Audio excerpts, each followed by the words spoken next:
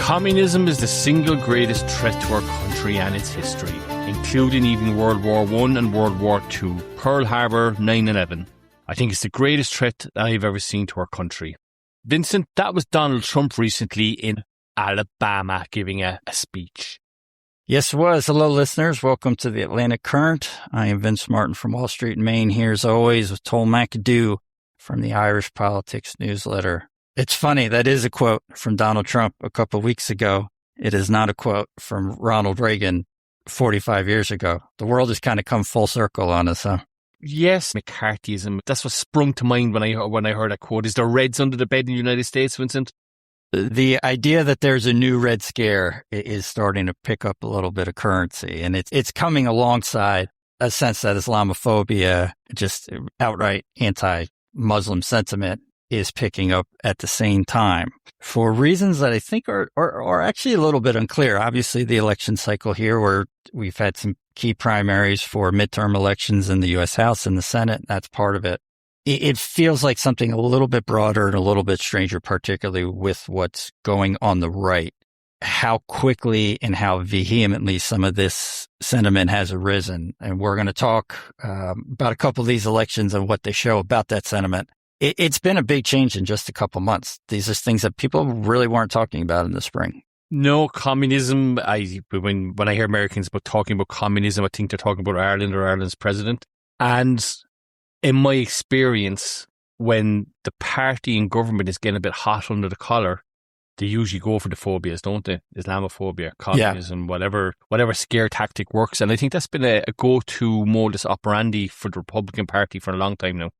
I think that's absolutely true. And that's one simple explanation, which is almost certainly part of it. Trump's approval ratings are in the toilet. We are stuck in Iran with no clear exit strategy. That's absolutely part of it, right? The politician going, hey, look, everybody, look at my left hand. Look what's going on. It's pointing at those people. Don't look at me. Don't look at the guy who 2/3 of you dislike. Don't worry about what things cost. Just go. That guy's got a funny name. Go look at him. Go get him. Well, you can thank Karl Rove for that. He was the founding father of the political theology of attack your opponent at every given opportunity. And we can trace modern political discourse back to his electioneering tactics. Yeah, I think there's a little bit of truth to that. We have a pretty good and long history of really nasty attacks. He didn't invent any of that stuff. But yeah, things kind of changed with his arrival in terms of what people were willing to tolerate, in terms of what politicians were willing to push. Now, I will say this, Vincent, it's a uniquely United States thing, because if that was allowed over here, what Karl Rove is doing, I'd be getting up to all kinds of wheezes and scams and all that. Yeah. Except for I'd end up in jail. I would end up in jail in Ireland if I did what Karl Rove did. But it's tolerated in the United States. In fact, it's legal and celebrated. Sometimes it is celebrated. But you can go back to 1988 and George H.W. Bush, who I think people look back on now as kind of a paragon of virtue. And boy, it was nice when we had these well-spoken, well-educated, moral, principled presidents. He also ran one of the most infamous television ads in the history of the Republic, which was in 1988 against Dukakis, this ad about Willie Horton. He was accused at the time of race baiting and of really stooping quite low at a time when he was pretty desperate to try and turn that election around. And quite obviously it worked. So that proves both our points. They have been around, I think, for longer than people sometimes remember, even if not quite to the same extent, but they've been around because they do work. Yes. I might try them myself sometime. Now, we've gone off piste in the very first opening segment, right? Yeah. So let's get back to Michigan, right? Because nothing is happening in Irish politics at the moment. I'm in charge of the country, okay? Everybody's on holiday. The sun is still baking over here, Vincent. I am tanned and dark and handsome, So, nothing's happening in Ireland. You guys really are European, huh? We are modern Europeans, yes. Entire month of August. Yeah. We'll check our email in 4 weeks. See you then. We're all walking around the place drinking Hugo Spritz, Vincent. But we've given Guinness for Hugo Spritz. So, right. Explain to our listeners what the hell is going on in Michigan. I assume most listeners are going to say that we're going to talk about the Democratic primary for the race for the U.S. Senate. We are going to open with a different race in Michigan, in part because I think it reflects on that Senate race, but mostly because it is absolutely bizarre. This is a Republican primary for the 8th Congressional District of Michigan. The winner will take on the Democratic incumbent for a seat in the U.S. House of Representatives, includes the cities of Saginaw and Flint. Are people in Ireland familiar with the recent scandals, the recent reputation of Flint? Its water crisis? Yes, it's the water crisis in Flint has resonated all over Ireland, Europe, with the world. You know, the city that once built America's cars that then couldn't deliver clean water without, killing half the population or poisoning them. A town that's really struggled amid the decline of the U.S. automotive industry. It's lost 60% of its population from a 1960 peak, which is pretty incredible for an American city. Flint is kind of like other cities, Gary, Indiana, Youngstown, Ohio, these real Rust Belt cities where things just aren't coming back. And this is a district that matters in the fight for the control of the House. Like we said, the incumbent is a Democrat, Kristen McDonald-Rivet, but she's only a first-term incumbent. Trump actually won the district in 2024. So in theory, this is a race that the Republicans could win in an election where the control over the House and the Senate is going to be really close. So in the GOP primary, a man named Thomas Smith won. He defeated two challengers, Al Lemo and Amir Hassan. Lemo is a longtime activist in the party. He ran in the same primary in 2020 and lost. Hassan is a Navy veteran and law enforcement officer for the federal government after that. Tom Smith was an executive at GM, at General Motors for years. He won the race with 50% of the vote. Hassan got 33% and Lemo 16%. Okay, Vincent, what the hell is going on here? Well, it sounds like a normal campaign, but No, I think it's not. It's you're definitely onto not. it definitely is not. You're right. The catch is that Tom Smith, who again got 50% of the vote, he suspended his campaign on July 15th, about 3 weeks before the election. Right, okay. Hassan, meanwhile, was not only endorsed by Trump, but Trump actually held an event in Michigan in late July. Trump brought him on stage, introduced him, publicly gave him his endorsement, his imprimatur. This was pretty important for Hassan because when Smith ended his campaign, he did not endorse Hassan. He endorsed Lemo. Okay. So how does a retired GM engineer with the name recognition of, say, me running in Michigan and a campaign budget that wouldn't, buy a cup of coffee, how does he rack up 50% of the vote while the Trump-endorsed candidate left waiting in the wings? What Trump's candidates never lose? Not usually. This is one of two. There's a guy named Andy Ogles in Tennessee who also lost in the Republican primary despite Trump's endorsement. Ogles is really the worst of the MAGA group. I'm certainly not sorry to see him go. Hassan's situation is very different. And I think one of the answers is in your question. You said no name recognition. I think, believe it or not, he won the election precisely because he has no name recognition. What seems to have happened is that Republican voters in Michigan saw the name Amir Hassan and said nope. And to look at social media, most notably on Truth Social, Trump's own website, we are not recommending our listeners go to that site for any reason, but particularly not for this. Many Trump voters were saying much, much worse about Hassan than no. At the same time, as we said, Lemo had already run a couple cycles ago, and he's a well-known activist. So I think voters in the district probably knew who he was. He only won 17% his first time out, so we can kind of presume they weren't really that big on him. So the voters were left with either picking Hassan, they didn't want to do, Lemo they didn't like, or Tom Smith, who they didn't know, they knew nothing about. The Guardian had a great scoop on this. His campaign raised $1,850, which by American standards is insane. It's insane. That's by Irish standards. Yeah, pretty poor. That's right. Yeah. We spent a whole episode talking about how you guys don't spend any money. He spent less than you guys. And the Guardian pointed out that to file his disclosure of this fundraising, he had to submit a handwritten note. And on the note, he literally wrote, "I couldn't figure out how to get into the computer system to do this electronically. It wouldn't let me log in. So here's my handwritten disclosure." I mean, it's that level of campaign, with all due respect to him. But it's a case where, believe it or not, I think because no one knew who he was, they're like, all right, Amir Hassan or Tom Smith? Well, easy choice. And he won 50% of the vote. 50% of the vote. each state has its own rules, Vincent. Okay, so can Democrats vote in Republican primaries and vice versa?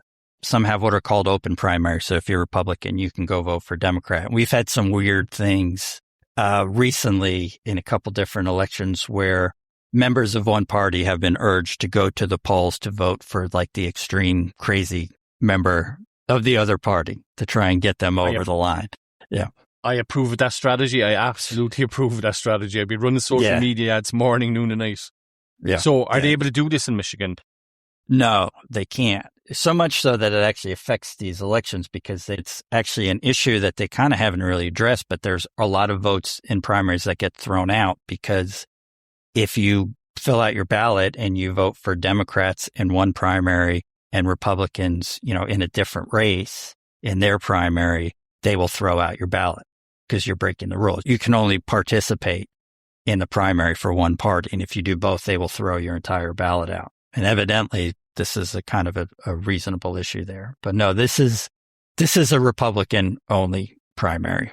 What you're saying there is in some U.S. states, I'm trying to give an analogy for Ireland, that a Tull could rock on up to County Cavan and decide which one of the biggest headbangers in Sinn Féin should be on the ticket, and I get a chance of saying so. And so that's in some states, not Michigan, but I always find that those open primaries quite weird, to be perfectly honest. They strike me as quite weird too.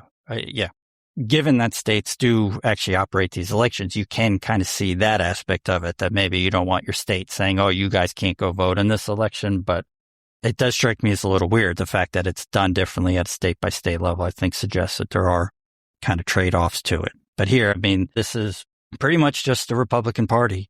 And as we said, they saw a funny name from Amir Hassan, who, as you said, is a veteran, a federal law enforcement officer. Hassan actually is not a Muslim, and he's not, as I think a lot of MAGA voters assumed, an Arab. According to his biography, his family came north in what's known as a Great Migration. That was a big move by African Americans from the south to the north to find jobs in places like Michigan, at places like General Motors, where his family has worked for generations. His biography says that he has reaffirmed his commitment to Jesus Christ. This really is a case of just Republican voters in Michigan not voting for a man endorsed by Donald Trump, a Navy veteran and a law enforcement officer, is kind of the profile that a lot of people running for Congress have, and certainly a lot of Republican people. They rejected him handily. He won a third of the vote because his name sounds Muslim, basically, is what seems to have happened. He's a funny sounding name. He has a funny sounding name. Yes, he does. Right, there's another word for that. But there's reds under the bed, and now they're seeing people with Islamic names under the bed now also, is what's going on here, isn't it? I think so. Some listeners might think that we're jumping to conclusions. Maybe there's an aspect of the story that we're not telling or that we're missing to explain this bizarre thing that a guy with a suspended campaign can romp to victory. If the man is a Christian, why is the internet saying he's Muslim? It does seem like he has converted at some point, and I couldn't really find out exactly when that happened. There is a version of his biography on a fundraising site where he calls himself a proud Muslim. Right. So I have seen social media comments saying, oh, well, he only converted in the last year. It doesn't really count. But it does sound like he did convert. I'm not sure if Irish listeners are familiar with this. There are a lot of African Americans with Muslim names. There was something called the Nation of Islam, which dates back to Malcolm X and then Louis Farrakhan in the 1980s. Most famous example of a African American with a Muslim sounding name is, of course, Muhammad Ali. But it's not unusual for an African American to be named Amir or Amir Hassan, for that matter. But again, at the risk of making it sound like we're jumping to conclusions, we have pretty good evidence as to what happened. And that comes in the form of a post on X by Laura Loomer, who is a notorious right-wing influencer. She is often close to President Trump. Irish listeners may know her as the woman who instigated Trump's infamous comment in the 2024 debate about the Haitian immigrants eating the cats and dogs. Loomer flew on his plane to that debate, and there was a lot of reporting that she was the one who fed him that story. Well, it gives credence to the theory that Trump just, he listens to the last thing somebody told him and repeats it 5 years later on stage. Yeah. Absolutely. That's a perfect example of that. Also lends some credence to the fact that he just surrounds himself with Loopers. just bizarre. Yeah. There's a lot of words you can use for Loomer, but she actually posted on X, Amir Hassan. And Amir Hassan in her post is in quotes for some reason, which I don't know if it's like supposed to be sarcasm or like, it's like a kind of like a snide air quotes thing. Like she's writing it as if it's not his real name or something like that. I mean, look, Vincent, if you're going to use a fake name, right, I'd suggest very strongly you'd stay away from a thing, you know, Amir or Hassan, you know. You know, anything that sounds anywhere east of, say, Berlin, you want to avoid all those names. Particularly in a Republican primary at this point. And to your point, this is what Loomer writes. Amir Hassan claims he's not a Muslim, but it doesn't matter. His name sounds like he's fresh off the boat, and MAGA voters reject the Islamic infiltration of our country and party. Yeah. And yeah, I mean, I'll let you talk because I'm going to take a second and gather my words about the political situation in my home country. I studiously avoid the MAGA headbangers on social media because it makes me want to throw my laptop out the window, Vincent. We are where we are in political discourse because of social media, of the Laura Loomer types getting into politics and they're being controversial and racist and anti-Semitic and all the bad things in the world. And it's infecting Ireland also. I've seen it, you know, what's your name, where you're from? You're walking around Ireland, you have a great big tan now because of great weather, and all of a sudden they think you're an immigrant, you know? Yeah. So, I mean, are they going to get to a stage where they're going to start taking people's blood tests, see what DNA they're from? You know, you're going by somebody's name. It's not representative of who you are personally. No, I mean, it's horrific. And I think you can probably trace this post back a little bit to the fact that Donald Trump keeps using the name Barack Hussein Obama. Yeah, which is a tactic that he actually stole from people on the right, including like guys like Rush Limbaugh. Loomer's air quotes on his name kind of feel almost like an homage to that. Somehow the weirdness of the name proves in and of itself that there's something duplicitous going on here or something like that. But yeah, obviously Loomer is someone that I think most reasonable people try to avoid and not engage with. But at the same time, man, you kind of do need to step back and just think about this post in the context of it and who Loomer is. This is a woman who has the ear of the President of the United States. She was on the plane to the debate. She has gotten people fired in the Trump administration this term because she has decided that they're not MAGA enough or whatever. That's verifiable fact. Yeah. She said, I got this person fired. The person said, this got me fired. Government via social media influencing, government via social media. Social media is deciding what politicians do these days. People, in some cases, who are quite expert and quite experienced and quite valuable, fired based on the whims, essentially, of this woman, Loomer, is in and of itself just a ridiculous thing. It's one of those things, you know, we always talk about that boiling frog metaphor with our discourse. This is one of those posts where you need to stop and take a step back and really understand what she just said. This is an African-American whose family has been in Flint, in a struggling city, for generations. Every piece of evidence we have is that this guy is an upstanding man, just a solid American. His family had, you know, people work at GM for generations.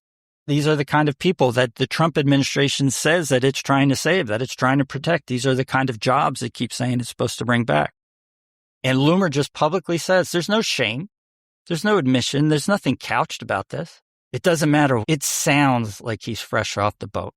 And it is, I really struggle to kind of get my head around it because it is the kind of post that I think for Americans, myself included, who keep saying, oh, we'll get through this and we'll get back to normal and we'll get away from some of this hatred and division and just outright bigotry. This is one of those posts where you just go, oh, is the frog boiled? You know, is the frog just a glump of frog goo on the bottom of the pot? I mean, it is staggering in its outright blatant bigotry and stupidity.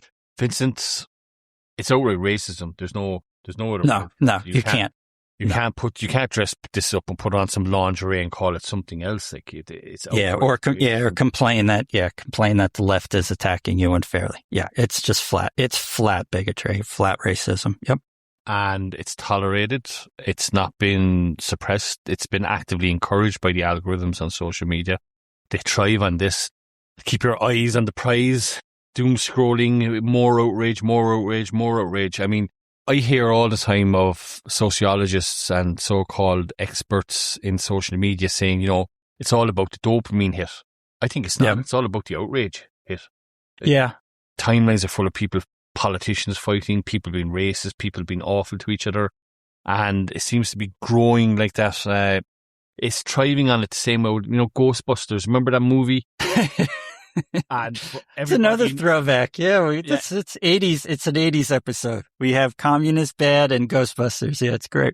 Everybody in New York City was killing each other, fighting, murdering, and the bad vibe was growing stronger and stronger and bigger with the more arguments and the more fighting. And I think that's what's going on at the moment. So I don't think your frog is boiled, Vincent. I think it's a big bit of mush there now. Yeah. A Frenchman wouldn't eat it. It's so So, outrage has become such a huge part of the right-wing and MAGA experience. And I think a lot of people from outside the U.S. view that through social media. But I think the often underappreciated contributor to that is Fox News and kind of what it's done for right-wing media. Because I think a lot of people outside the U.S. think Fox News is sort of North Korean state TV. Yes. Right. That they're just talking all the time about how great Trump is. And that's actually not what it is. What Fox News is a manufactured outrage machine. And they spend way, way, way more time focusing on the evils of the world and the responsibility, usually of Democrats, for those evils. Like, I think that's something people miss. And if you wind up with people in your life who get addicted to Fox News, and that, I think, does get to the dopamine idea. There are people who physically get addicted to it. I can tell you that for a fact. That's what kind of drives people nuts. And that's why that has become sort of a trope in America. People losing their parents or their uncles to Fox News is it's not like, oh, they watch Fox News, they think Trump is great. I can't talk to my dad anymore. It's that when people watch that 30, 40, 50 hours a week, which some older people legitimately do, their view of the world is just horrific. You cannot have a conversation without it getting to outrage in a couple minutes. You bring up anything innocuous and all of a sudden they are harking back to some segment or some theme, often false or exaggerated, they heard on Fox News. When we talk about Islamophobia and this Red Scare, it's almost the outrage machine finally consuming the political apparatus of the Republican Party, I think, in particular. Yes, it's eating its tail, isn't it, Vincent? Yeah. The monster has long since gotten loose, and they have long since lost any control over it. Now, Vincent, Michigan is the center of the world this week. Their candidate for the Michigan race, the Senate race, El Said, who beat the Democratic establishment candidate, Haley Stevens, in the primary. Yep.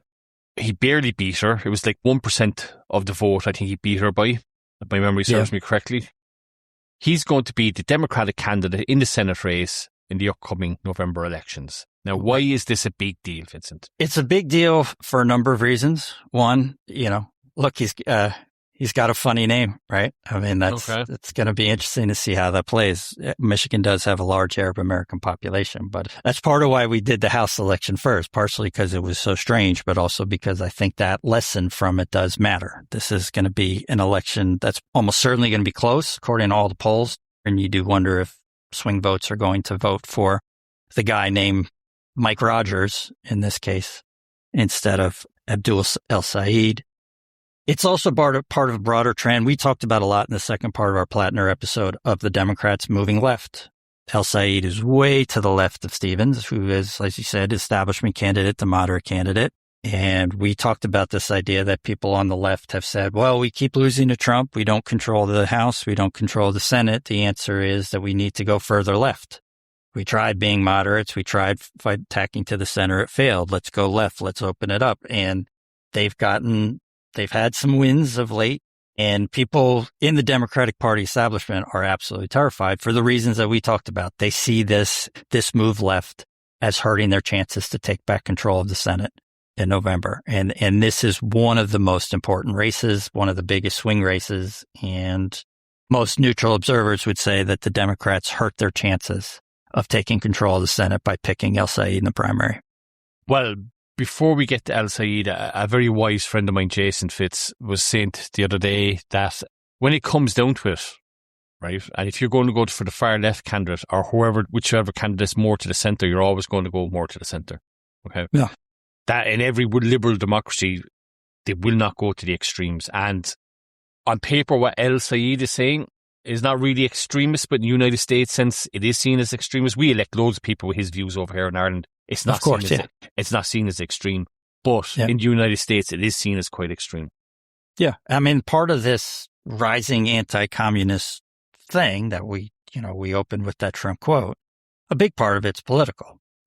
Very clearly people in the Republican Party have seen the Democratic Party moving left, to your point, not moving towards actual communism.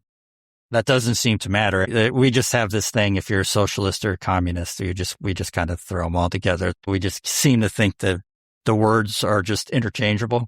I'm sure you see it on social media. Someone goes, oh, AOC, she's a communist. And everyone's like, well, she actually says she's a socialist. And they're like, they don't back down. They don't really care. It's not a matter of what Karl Marx said. It's a slur. Yeah. Right. You're a European far left. Loony left, I see a lot. Loony left, yeah. Yeah. That was what people said in the nicer days. Yes. Instead of calling, I mean, it is kind of wild that we are calling people communists. Like we've lost our historical memory a little bit of what we thought communists were when I was growing up. How much money, how much effort, how many American lives we spent in the service of defeating communism. To just casually call another American a communist, I think it's underappreciated how kind of gross that is, but. Yes, it is. For me, as a European looking in, like you see Vietnam vets running for office and they're being called communists. Yeah. I'm like, listen, pal, this guy, I should probably drop some napalm on real communists. And there you were calling him a communist, I mean, come on. But that's clearly the political tactic. I think it is one way to energize a base that is not energized. Trump hasn't really given them positive reasons to come out. There's this whole weird fracturing of the right online, and there's all these inter-party battles, and people don't love the war, people don't love gas prices and all these things. So I think it is a way to energize the base, to give them, as you said before, to give them an enemy, to give somebody to point at. If they're a communist, that's great. If they're a Muslim, that works too. And I think part of the reason El Said is getting so much attention, and part of the reason I think the attacks are going to get really nasty, is he's both. At least as far as a lot of right-wing voters are going to see it. And Fox News, I'm sure, is going to spend a lot of time on the candidacy of this gentleman from Michigan, no doubt. Now, this El Said fellow, he's a very accomplished man. Okay? He's a brilliant man, yeah. He's a brilliant man, a brilliant public health servant in the medical field. I mean, he's a Rhodes Scholar. Okay, he received a full blue as captain of the men's lacrosse team at Oxford University in the UK. He's a $6 million man. He's a seriously impressive intellect, impressive as a person. He seems to, anything that he sets his mind to, he's quite determined on seeing through and finishing, and that's going for this election as well. And Bill Clinton apparently tapped him up to say, listen, you should run for office. You're the next big thing. You should run for office. If his name was Tom Smith, he's the kind of guy people would be trying to get ahead of the pack and saying, oh, this guy could be president, the same way they were doing for Platner. He is that level of, I think, intellect and biography. I worry a little bit about his political skills. He can come off quite arrogant and quite brusque, but yeah, he should be a guy in Michigan in this kind of year who's a pretty heavy favorite for the seat. Okay, when you said there he came across as a bit brusque and things like that, I've come across politicians like that before. Really smart, very intelligent. Don't understand the stupid questions people. Why asking me? Why are people asking me these stupid questions? I've seen a few guys like that. I won't name them. I won't name them because I might get sued for saying they're intelligent or something.